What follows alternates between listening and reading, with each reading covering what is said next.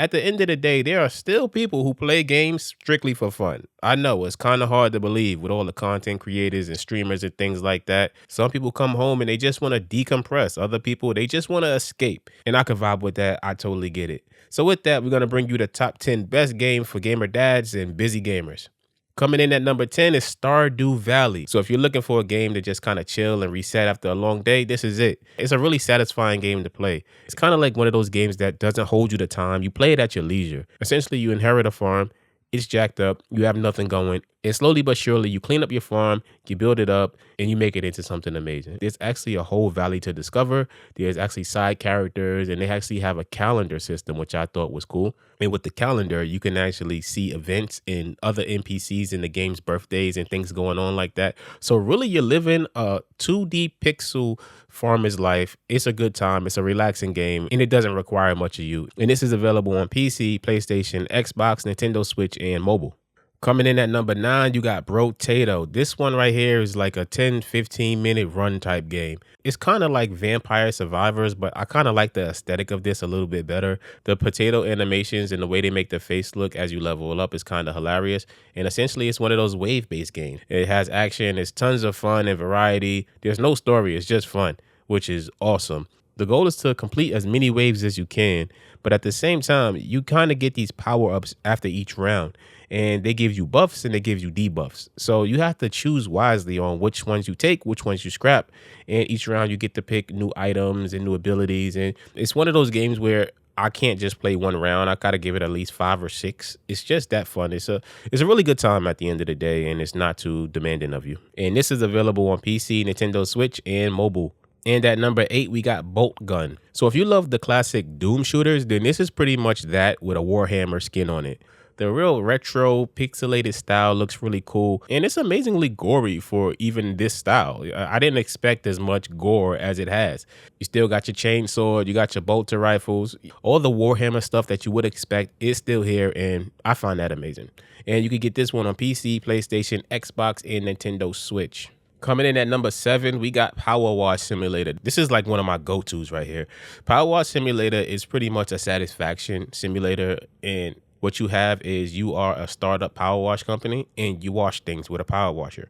So you might clean a bike, or you might clean a backyard, or you might clean a van. And it's not as cut and dry as, okay, yeah, you're just going to get a power washer and you're just going to wash things off. Nope, you got several different nozzles that have different pressures and different angles that they shoot at. So you actually got to kind of learn which nozzle to use at which time. It's pretty great. And they do updates as well. I think I seen a Bikini Bottom DLC at one point. So if you are a chill gamer that doesn't hardcore game and you want something to relax to, this is highly recommended by me. You can find this one on PC, PlayStation, Xbox, and Nintendo Switch. At number 6, you got Jusant. Now, this is a really relaxing exploration, and it's like a climbing adventure. So essentially, what's happened in this game is that all the water has dried up, and you're kind of in the ocean bed trying to climb to the top to defeat the gods that have the water to get the water back. But the story is not even the important part. What's most important is that this is a climbing game, and it's just relaxing and fun to do. The whole point of this game is to climb.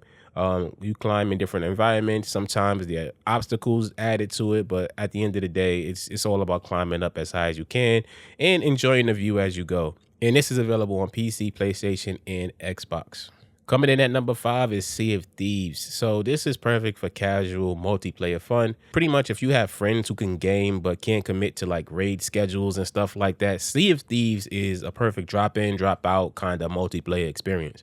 So you go on pirate adventures, you steal treasure, you just mess around with your crew. It's no stress, it's just all fun. Plus this game has been around for like 1,000 years and they constantly have updates, and I don't know, it's like what, season 10 of this already. So it's a pirate adventure simulator, and that alone is a selling point for me. And it's available on PC, now PlayStation, and Xbox. Coming in at number 4, you got Stranding. This game is kind of mixed in reception. Some people love it. You know, some people in the community call it a FedEx simulator. Overall, it's just great for relaxed, immersive gameplay, in my opinion. You play as Sam Porter, and you are a porter. That's it. You walk around the world, you pick up packages, you deliver packages, and the whole story behind it is you're trying to reconnect America. There's these monsters called BTs who are wreaking havoc on the world. Overall, it's a really chill and relaxed game. The combat isn't too crazy. It's not really about combat. It's really about just moving through the environments. The environments are beautifully done. I'm not gonna lie, I found myself falling asleep on the game, not because the game is boring, but it's just that chill with the environments and the music. But at the end of the day, it's still a good time and definitely one I would suggest. And this is available on PC, PlayStation, and now Xbox.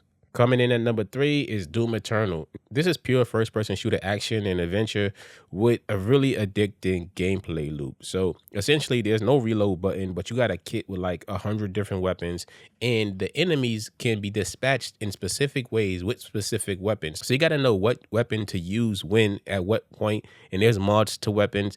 Overall, this game is the quintessential just chill, have a great blast, and on top of that, it's a great story. This is one of the few games where I would look forward to finding the codex entries. Like I would go out of my way. Like I would forget everything and try to get that codex entry because I wanted to learn more about the world, more about the lore of the Doom Slayers and everything along those lines. This is definitely a must play if you ask me. And it's available on PC, PlayStation, Xbox, and Nintendo Switch.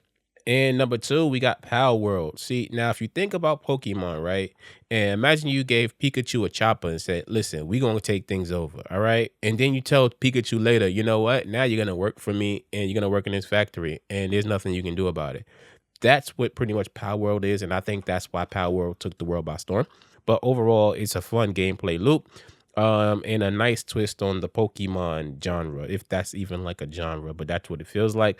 And you could get this one on PC and Xbox. And at number 1, No Man's Sky. So this is the ultimate game for flexible, chill exploration. All right. No Man's Sky went from like one of the biggest flops to one of the best chill games ever. And thank you to Sean Murray for all of his contributions and constant updates. They've been updating this game for like 700 years already. Like they're working on a new game, and I don't understand how they're working on a new game with such a small studio when they're constantly doing these updates for No Man's Sky. I'm not complaining, but I'm just at awe that they're still doing this. But overall, pretty much it is a sci-fi simulator. You can live any sci-fi space life that you want in this game. They got building, they got crafting. There's a million different things that you can do in this game. You can hop in for 10 minutes or you could hop in this game for 10 hours. And there's always something new to see because the entire universe is procedurally generated. So every planet you go to, you'll see different variations of wildlife and flora. And this is available on PC, PlayStation, Xbox, Nintendo Switch, and VR as well. But let us know in the comments, which one do you like most? Do you think we should have had better picks? Drop a comment, let us know. And if you want more gaming content made for guys who don't have 100 hours to grind, hit that subscribe button, and we will see you